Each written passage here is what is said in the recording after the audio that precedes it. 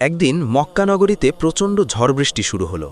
ঝড় বৃষ্টির প্রবল তাপটের কারণে মক্কা নগরীর আবে জমজম কূপটি পানিতে পরিপূর্ণ হওয়ায় জমজম কূপ থেকে পানি ওঠা বন্ধ হয়ে গেল। তারপরে মক্কা নগরীতে প্রবল আকারে পানির সংকট দেখা দিল। কোথাও কোনো পানির চিহ্ন মাত্র নেই। মক্কার মানুষেরা পানির জন্য এদিক ওদিকে ছোটাছুটি করতে লাগল, কিন্তু কোথাও পানির সন্ধান না পেয়ে একেবারে তারা দিশেহারা হয়ে পড়লেন। শিশু, যুবক, বৃদ্ধ সবাই পানির জন্য অসুস্থ হয়ে পড়লেন। তৎকালীন সময়ে মক্কা নগরীর নেতা ছিল হজরত রাসূলুল্লাহ সাল্লাল্লাহু আলাইহি ওয়াসাল্লামের দাদা অর্থাৎ আব্দুল মুত্তালিব। পানির সংকটের জন্য দিশেহারা হয়ে তারা সবাই তাদের নেতা আব্দুল মুত্তালিবের কাছে উপস্থিত হলেন। আব্দুল মুত্তালিবের কাছে উপস্থিত হয়ে সবাই তাকে বললেন, আপনি আমাদের নেতা, আপনি যেভাবেই হোক আমাদের পানির ব্যবস্থা করুন। আপনি জমজম কূপ থেকে পানি উত্তোলন করার ব্যবস্থা করে দিন। আমাদের মনে হয় আপনি ছাড়া আর কেউই জমজম কূপ থেকে পানি উত্তোলন করার ব্যবস্থা করে দিতে পারবে না। উপস্থিত বললেন, আমরা যদি জমজম কূপ থেকে পানি না পাই তাহলে সবাই অসুস্থ হয়ে মারা যাব। এই কথা শুনে আব্দুল মুত্তালিব ভীষণ চিন্তিত হয়ে পড়লেন। তিনি মনে মনে ভাবতে লাগলেন কিভাবে জমজম কূপ থেকে পানি উত্তোলন করা যায় এবং কিভাবে পানি উত্তোলন করার ব্যবস্থা করা যায়। কিন্তু তিনি কোনো চিন্তা করেই কুল কিনারা পেল না, কোনো আশার আলো দেখতে পেল না। তখন তিনি মহান আল্লাহ তাআলার দরবারে দুইখানা হাত উত্তোলন করে দোয়া করলেন এবং বিভিন্ন ধরনের মান্যত করলেন, কিন্তু কোনো দোয়া ও মান্যত আল্লাহর দরবারে কবুল হল না। শেষ পর্যন্ত আব্দুল মুত্তালিব দিশেহারা হয়ে মহান আল্লাহ তাআলার দরবারে দোয়া করে বললেন, হে মহান রব্বুল আলামিন, আপনি জমজম কূপ থেকে পানি উত্তোলন করার ব্যবস্থা করে দিন। বিনিময়ে আমি আমার 10 সন্তানের মধ্য থেকে একটি সন্তানকে আমি আল্লাহর রাস্তায় কুরবানি করে দিব। আব্দুল মুত্তালিব যখন এই মান্যত করলেন তখন এই মান্যত কবুল হয়ে গেল। অর্থাৎ রাসূল করিম সাল্লাল্লাহু আলাইহি ওয়াসাল্লামের দাদা যখন এই মান্যতটি করলেন তখন আল্লাহ পাক রব্বুল আলামিন তার মান্যতটি কবুল করে নিলেন এবং তার সাথে সাথেই জমজম কূপ থেকে প্রচুর পরিমাণে পানি বের হতে লাগল।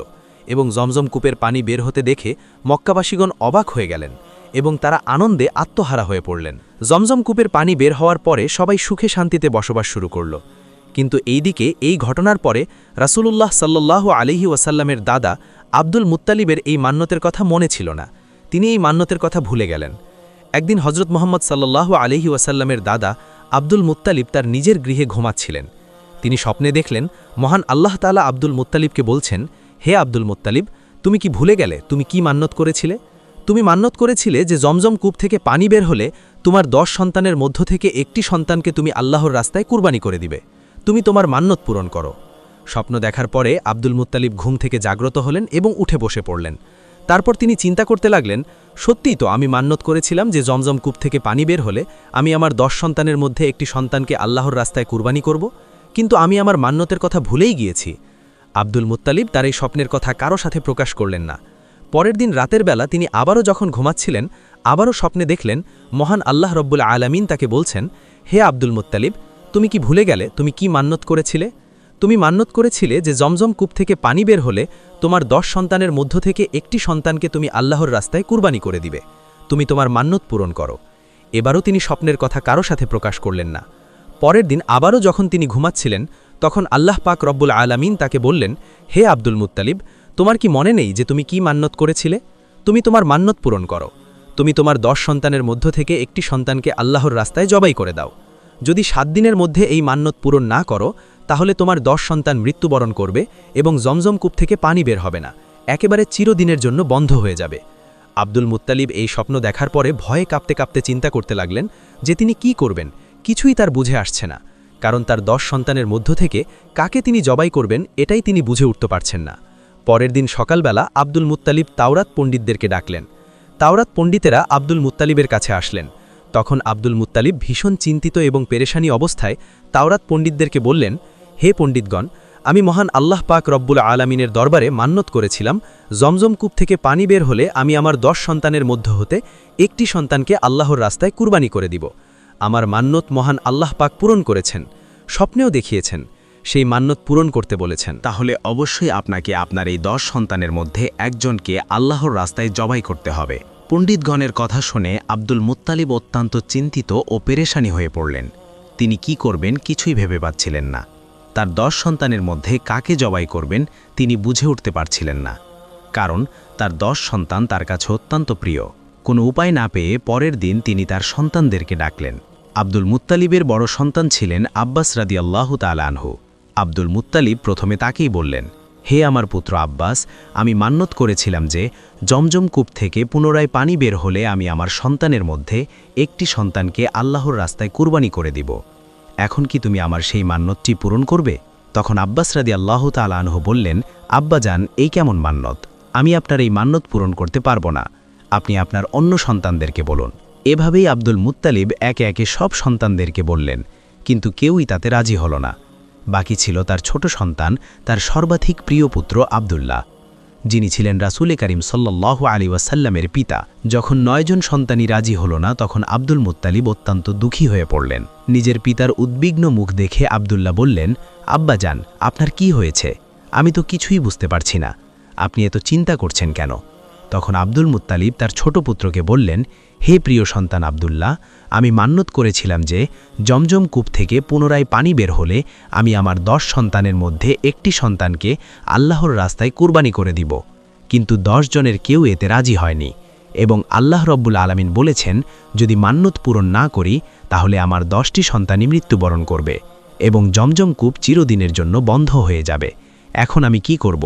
এ কথা শুনে ছোট পুত্র আব্দুল্লাহ বললেন, আব্বাজান, আপনি চিন্তা করবেন না। আমাকে আল্লাহর রাস্তায় জবাই করে আপনি আপনার মান্যত পূরণ করুন। এই কথা শুনে আব্দুল মুত্তালিব খুশিও হলেন, আবার মনও ভেঙে গেল, কারণ তার সবচেয়ে প্রিয় সন্তান ছিল আব্দুল্লাহ। পুত্র হারানোর ব্যথা তাকে ভীষণ কষ্ট দিচ্ছিল, কিন্তু আব্দুল্লাহ ছাড়া কোনো সন্তান রাজি না হওয়ায় এবং মান্যত পূরণ না করলে পুরো মক্কা পানির অভাবে ধ্বংস হয়ে যাবে ভেবে তিনি বাধ্য হলেন আব্দুল্লাহকে সঙ্গে নিতে। তারপর আব্দুল মুত্তালিব ছোট পুত্র আব্দুল্লাহকে নিয়ে কাবার দিকে রওনা হলেন। কিছুক্ষণ পর তারা কাবার চত্বরে উপস্থিত হলেন। সেখানে মক্কার বহু মানুষ সমবেত হলেন। এদিকে আব্দুল্লাহকে জবাই করার খবর ছড়িয়ে পড়তেই নারী পুরুষ সবাই ছুটে এলো। উপস্থিত নারীদের মধ্যে ছিলেন ওয়ারাকা বিন নওফেলের কন্যা মরিয়ম।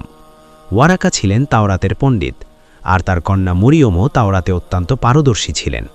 তিনি জানতেন তাওরাত গ্রন্থে লেখা আছে এই আব্দুল্লাহর ঔরসেই জন্ম নেবেন আখেরি নবী মাহবুবে আলম হজরত মুহাম্মদ সাল্লাল্লাহু আলাইহি ওয়াসাল্লাম।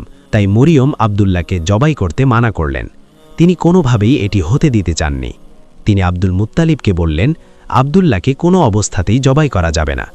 তাওরাতে লিখিত আছে তার ঔরসেই জন্ম নেবেন শেষ নবী হজরত মুহাম্মদ সাল্লাল্লাহু আলাইহি ওয়াসাল্লাম। যাই হোক না কেন, আব্দুল্লাহকে জবাই করা চলবে না। প্রয়োজন হলে রক্তের বন্যা বইবে, তবুও আমরা আব্দুল্লাহকে জবাই করতে দেব না। আপনি চাইলে আপনার অন্য সন্তানদের মধ্যে কাউকে জবাই করুন। মরিয়মের সঙ্গে সঙ্গে সকল মক্কাবাসীগণ বলে উঠল, আমরা কোনো মতেই আব্দুল্লাহকে জবাই করতে দিব না। অন্যদিকে অন্যান্য মক্কাবাসীগণ বলল, আমরা যদি আব্দুল্লাহর চেহারা দেখে ব্যবসা বা সফর করি তখন আমাদের ব্যবসা ভালো হয়। হে আব্দুল মুত্তালিব, আপনার ছোট পুত্র আব্দুল্লাহকে আমরা কোনো মতেই জবাই করতে দিব না। তারপর আব্দুল মুত্তালিব কোনো উপায় দেখতে না পেয়ে শেষ পর্যন্ত তাওরাত পণ্ডিতের কাছে আবারও চলে গেলেন এবং সমস্ত ঘটনাগুলি তাদেরকে খুলে বললেন। তখন তাওরাত পণ্ডিত তার প্রশ্ন শুনে বললেন, আপনি এখন গিয়ে লটারির ব্যবস্থা করুন। এক লটারিতে উটের নাম লিখুন এবং অপর লটারিতে আপনার ছোট পুত্র আব্দুল্লাহর নাম লিখুন। এই লটারিতে যার নাম উঠবে তাকে আপনি আল্লাহর রাস্তায় জবাই করে দেবেন। তারপর সকল মক্কাবাসীর সামনে আব্দুল মুত্তালিব লটারির ব্যবস্থা করলেন। সেখানে উটের নাম লেখা হলো এবং আব্দুল্লাহর নাম লেখা হলো। এই দুটি কাগজ তারা একটি পাত্রের ভেতরে দিয়ে দিল। যখন পাত্রের ভেতর থেকে কাগজটি তুলল তখন দেখা গেল আব্দুল্লাহর নাম উঠল। এদিকে মক্কাবাসী কোনো মতেই আব্দুল্লাহকে জবাই করতে দেবে না। আবারও লটারির ব্যবস্থা করা হলো এবং কাগজ তুলে দেখে আবারও আব্দুল্লাহর নাম উঠল। এভাবেই লটারি করতে করতে ৯৯ বার এই পাত্র থেকে লটারির মাধ্যমে কাগজটি তোলা হলো, কিন্তু প্রতিবারই আব্দুল্লাহর নাম উঠল। তখন আব্দুল মুত্তালিব বললেন, আর কোনো উপায় নেই, এবার আমার প্রিয় আব্দুল্লাহকে জবাই করতেই হবে। যেহেতু আমি মান্যত করেছিলাম তাই আমাকে মান্যত পূরণ করতেই হবে, এবং মান্যত পূরণ করার জন্য আমাকে শেষ পর্যন্ত আমার প্রিয় পুত্র আব্দুল্লাহকেই জবাই করতে হবে। আব্দুল মুত্তালিবের এই কথা শুনে তাওরাত পণ্ডিতের কন্যা মরিয়াম বললেন, না, আব্দুল্লাহকে কোনো মতেই জবাই করা যাবে না। আপনি আবারও নতুন করে লটারির ব্যবস্থা করুন। যতক্ষণ পর্যন্ত উটের নাম না উঠে ততক্ষণ পর্যন্ত আপনি লটারি চালিয়ে যাবেন। আবারও লটারির ব্যবস্থা করা হলো। একদম শেষ পর্যায়ে অর্থাৎ ১০০ বারের পর এই লটারিতে উটের নাম উঠল। এবার সকল মক্কাবাসীগণ আনন্দে আত্মহারা হয়ে উঠল। অন্যান্য সকলেই খুশি হল, কারণ তাদের প্রিয় আব্দুল্লাহকে আর জবাই করতে হবে না। এই ভেবে সবাই খুশিতে আত্মহারা হয়ে উঠল। তারপর আব্দুল মুত্তালিব অত্যন্ত খুশি হয়ে ১০০টি উট আল্লাহর রাস্তায় জবাই করে দিলেন।